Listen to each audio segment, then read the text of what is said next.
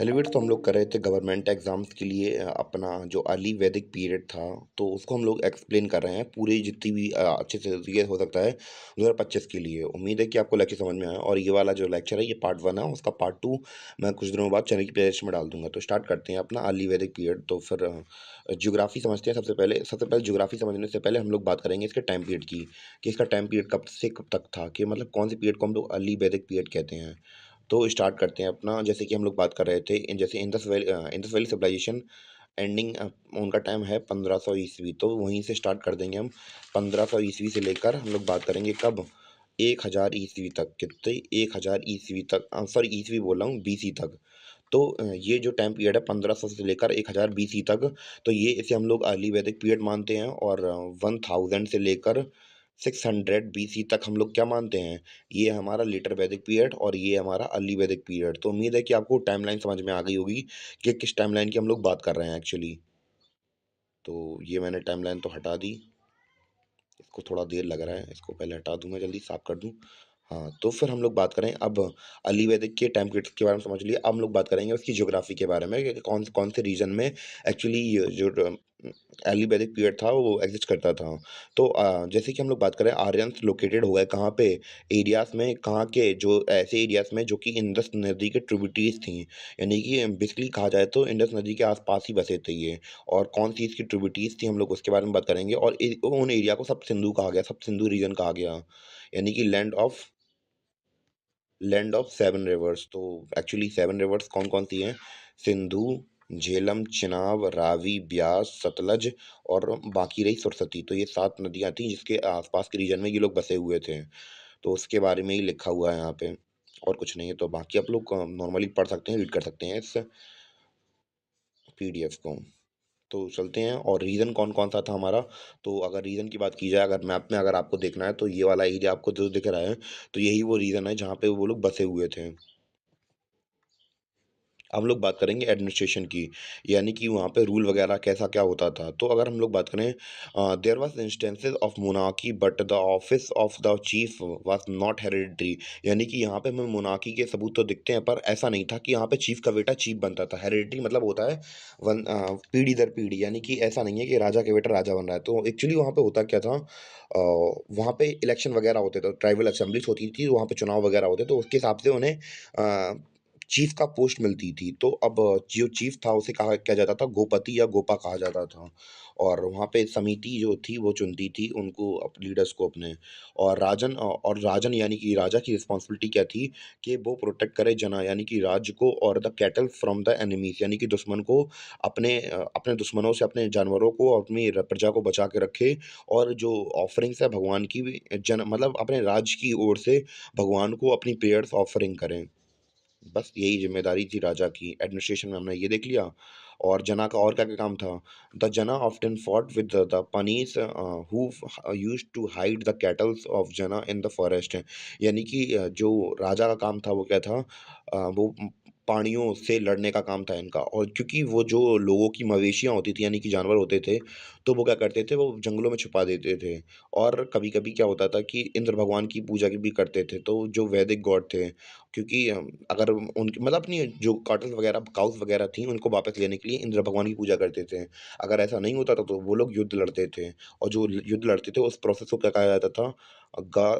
गाविष्टी, गविष्टि कहा जाता था उसे। और हिंदी में गविष्टि कहा जाता था उसे। और the place where the cattles were kept called गॉन, तो जहाँ पे जो गाय वगैरह होती थी, कैटल्स वगैरह होती थी, उन्हें रखा जाता था, उसे गौण कहा जाता था। और अगर जो कभी-कभी उनकी जो गाय वगैरह खो वगैरह जाती थी, तो उसे ढूँढने के प्रोसेस को भी हम लोग क्या कहते थे? गेवस्टी कहते थे। यानी कि ये 2 नाम, गेवस्टी भगवान से मतलब कि अपनी गाय को ढूँढने की प्रोसेस को हम लोग गेवस्टी कहते थे।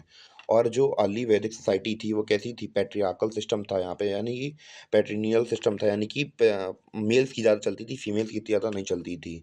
और जो हेड होता था एक फैमिली का, उसे कुला कहता था या कुलपति कहा जाता था। तो ये कुछ बेसिक जानकारी थी उसके उस समय पे एडमिनिस्ट्रेशन के बारे में। और क्या-क्या था और ज हम लोग बात करें कि कुछ वहाँ पे पोस्ट वगैरह थी, उन पोस्ट के बारे में हम लोग बात करेंगे कि और उनके फंक्शन क्या-क्या थे, उसके बारे में भी थोड़ी डिटेल से हम लोग चर्चा करते हैं।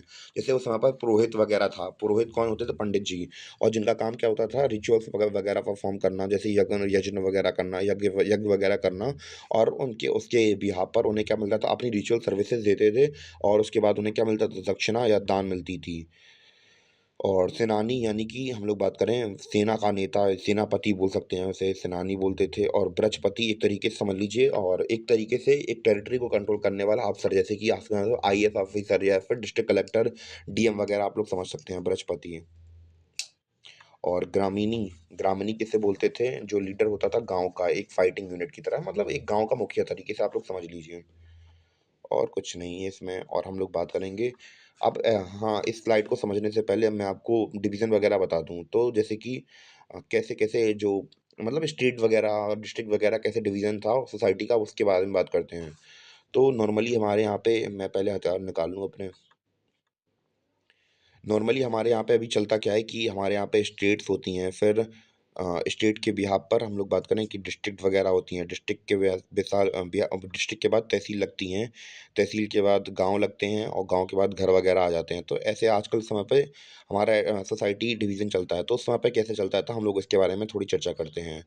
तो सबसे पहले होते थे जन, यानी कि स्टेट, यानी कि राज्य, बहुत बड़ा राज्य और फिर होते थे विशु यानी कि डिस्ट्रिक्ट या फिर उसके बाद उसका सब डिवीज़न होता था और उसको बाँटा जाता था गाँव में और गाँव को बाँटा जाता था कुल में और कुल को बाँटा जाता था घर में। तो ये उनके कुछ डिवीज़न थे और ये मतलब उनकी टेरिटरी थी और उनके हेड्स को क्या कहा जाता था, यानी कि उनके मुखियाओं को क्या बोला जाता था। जैसे कि जन हुआ यानी कि स्टेट हुआ तो उसको राजन कहा जाता था यानी कि राजा और विशु को क्या कहा जाता था विशुपति यानी कि डिस्ट्रिक्ट के राजा को क्या कहा जाता था विशुपति कहा जाता था। गाँव के अभी हाल हमने बात करी थी गाँव के मुखिया को क्या कहा जाता था ग्रामनी कहा जाता था और फैमिली के मुखिया को कुलपति कहा जाता था और घर के मालिक को गृहपति कहा जाता था।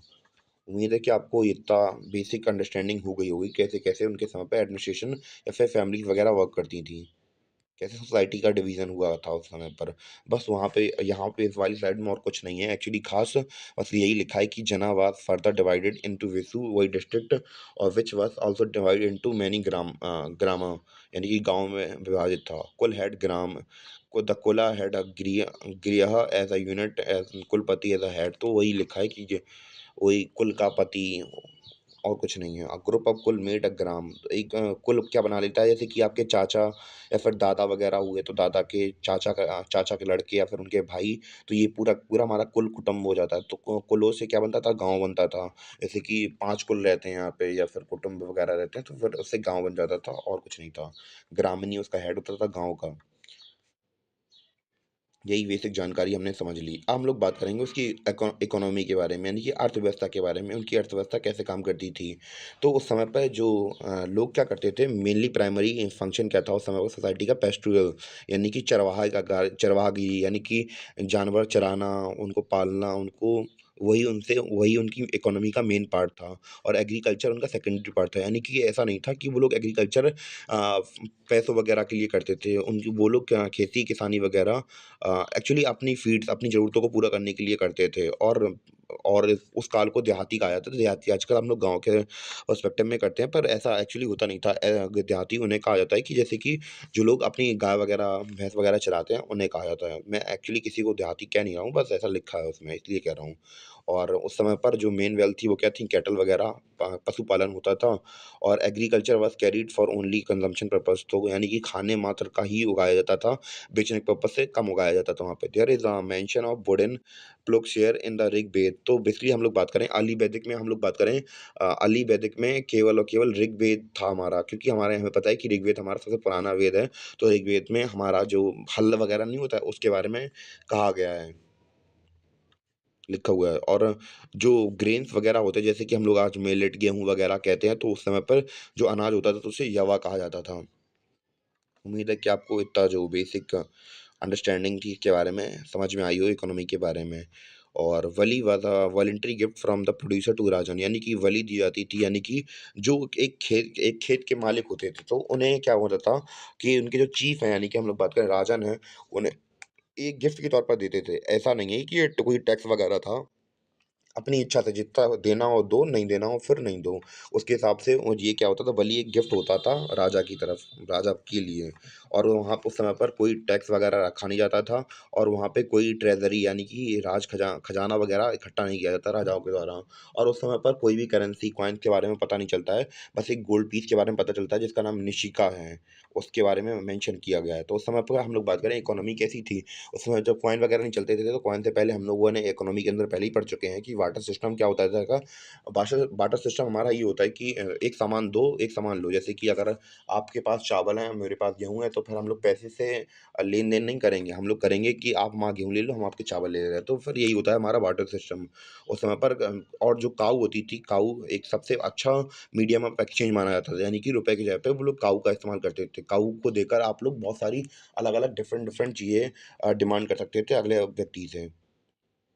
और copper tool are reported from the state of Punjab and Haryana, iron was not known to them.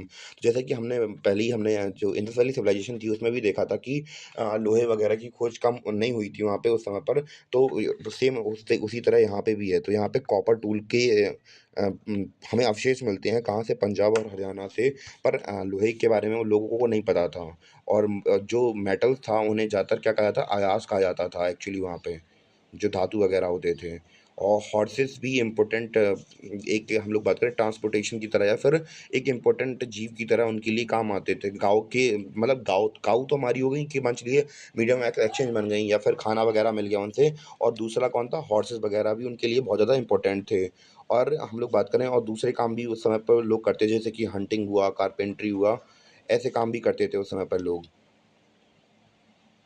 और वीविंग मतलब बुनाई वगैरह करना, और लोहा-पीट का काम करना। तो ये सारे उस समय पे का लोहा-पीट तो नहीं है, सॉरी मैंने गलत बोल दिया, क्योंकि वो मेटल की खोज ही नहीं हुई थी उस समय पर। और उम्मीद है कि बस ये वाला पार्ट 1 हमारा कंप्लीट हो गया, और पार्ट 2 जल्दी लेके आऊँगा मैं। और हमारा अर्ली वैदिक पीरियड कंप्लीट हो जाएगा 2025 के लिए, जितने भी गवर्नमेंट एग्ज़ाम्स हैं उनके लिए। तब तक के लिए धन्यवाद, मिलते हैं अपने अगली वीडियो में।